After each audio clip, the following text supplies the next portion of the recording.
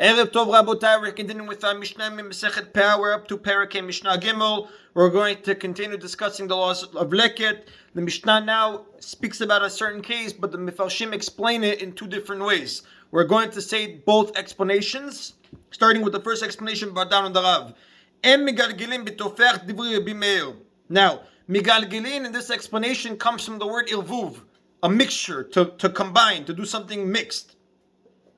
Tofeach, according to this explanation, is a type of kitniot, a type of legume, very thin, or a type of stock that's similar to barley. It's a min garua, it's a not such a good species. So the Mishnah says, En megalginim betofeach, which the Mefarshim explain, En kotzrim yachad minei zraim im tofeach, which is a min kitniot.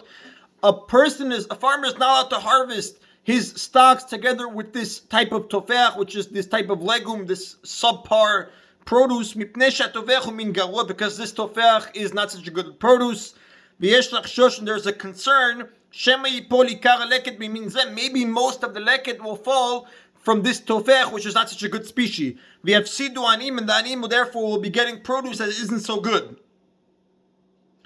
So the Mishnah teaches us, you should harvest each crop on its own. Because again, if you do it together, there's a concern most leket will fall from the bad species, and then the anim will lose out. Therefore, Rabbi Meir says, do not do it together. Whereas the sages permit it because they say it's possible, and the Mefarshim explains, it's very possible, just like it might fall from the bad species, it'll fall from the good species. Therefore, since there's not a clear loss to the anim, there's no such prohibition to harvest the both species separately. Therefore, the farmer can harvest these species together. That's the first way to understand this Mishnah. The second way to understand this Mishnah, brought down in the second version, brought down in the Rav, explains Migalgilin comes from the lashon of watering, to channel. En Migalgilin b'tofeach. You're not allowed to channel water to your field, which the Mefarshim explain literally means one may not turn a water wheel to wet the field. A water wheel is a device that they would transfer water from a well to a field. And the Mefarshim explain, after you harvest the crop, generally a farmer would flood his field in order to soften the ground for next year's crop.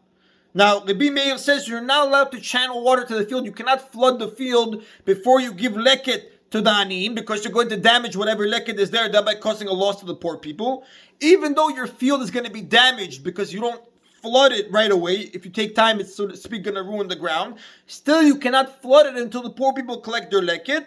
Whatever loss your field is going to incur because of not flooding it, that you can subtract from that loss from the poor by keeping that amount of leket that you lost from your field. But Rabbi Meir says you cannot flood the field thereby ruining the leket, until the poor people collect it.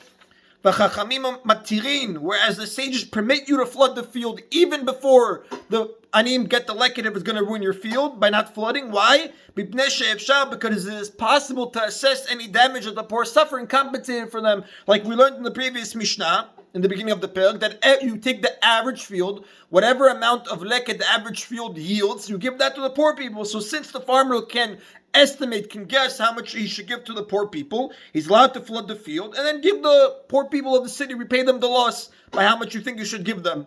That is the end, Rabotai, of Mishnah Gimel. Mishnah Daled now discusses a case of a balabait, which the Mefarshim explain means a wealthy man, whoever is not poor regarding the laws of Peah, Shichan, Leket. So a wealthy person that travels on the road and he runs out of money in food. Is he allowed to eat from the leket, shichan, peah of the city that's designated for poor people? And if he does he have to pay it back? If a wealthy man, which means he's not poor enough to take leket, and he's generally wealthy, he's traveling from place to place and he runs out of food, he runs out of money, he has to take leket, shicha, Peah, Maserani, which is gifts that are given generally to the poor in order to support himself, to eat until he gets home. Yitol, halachais, he's allowed to take them. Even though he has money and items at home, he's not considered poor technically. Since now he's considered poor, he's allowed to take these gifts that are generally designated for the poor people. However, Rabbi Eliezer says when he gets home, he has to pay back the poor for whatever he took.